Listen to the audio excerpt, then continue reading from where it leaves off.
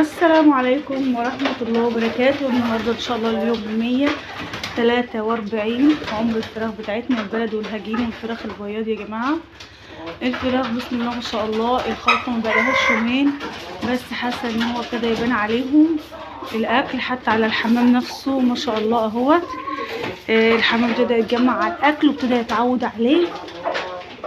الخلطة اللي كنت عاملاها لهم بتاعت العلف البيض على علف التسمين على الرد على الكلام ده، بس في حاجة بقى ايه قلنا هنعملوها ان شاء الله مع بعض النهارده. الناس اللي كانت بتسأل على موضوع الردة ماشي، وبتقول ان الردة بتشعطر والفراخ بتشرق منها بسرعة فبتقوم ما بترضاش تاكلها وتنحكشها، وزي ما انتم شايفين كده برضه في اثر منها في الارض وكده.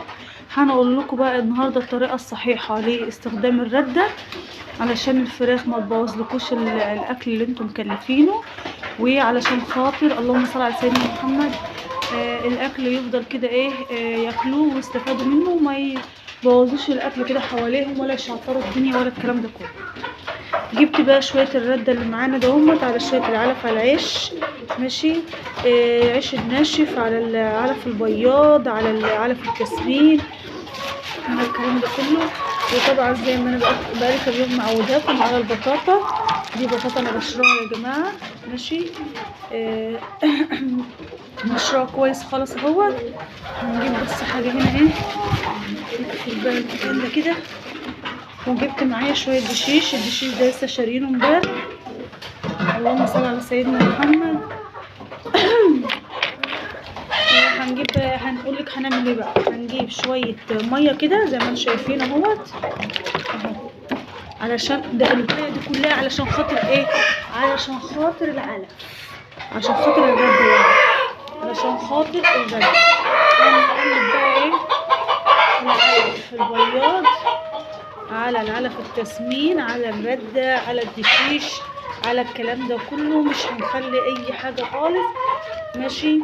ولو الخلطه دي هتبقى كتير عليهم ممكن تقسميها على مرتين علشان الاكل لو استنى قدامهم بيحمض ماشي. بس احنا في الشتاء يعني ان شاء الله ما يحمضش ولا يحصل له حاجه.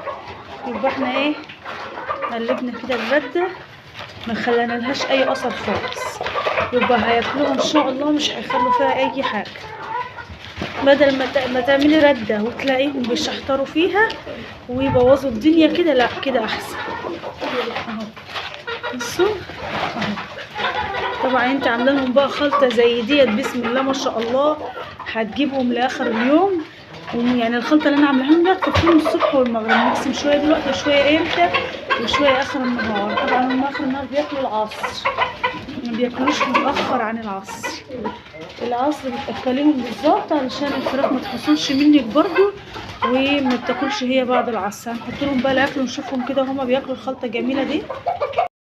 بعد ما حطيت لهم بقى الخلطه اللي انا قلبتها دي يا جماعه بسم الله ما شاء الله عليهم هما بياكلوا فيها مبسوطين بيها.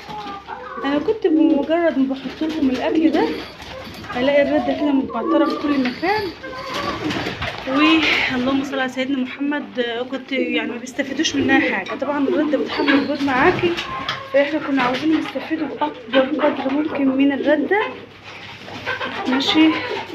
فبالطريقه ديت بقى احنا كده خليناهم ايه ياكلوا الاكل كله، بس خافوا منه ومشوا كده، خليناهم ياكلوا الاكل كله ويستفيدوا منه عشان احنا ايه حطينا لهم شويه ميه كده على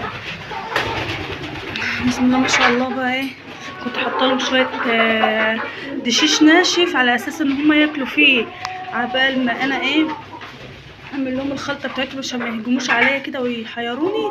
نص كيلو في ثانيه واحده، عشان كده ممكن تلاقوهم برضو لسه ما حصلتهم اتملت ولسه مش جعانين. دي الخلطه بقى بتاعت النهارده. يا رب الفيديو بتاع النهارده يكون عجبكم، ما تنسونيش في اللايك والشير وتشتركوا في القناه. والسلام عليكم ورحمه الله وبركاته.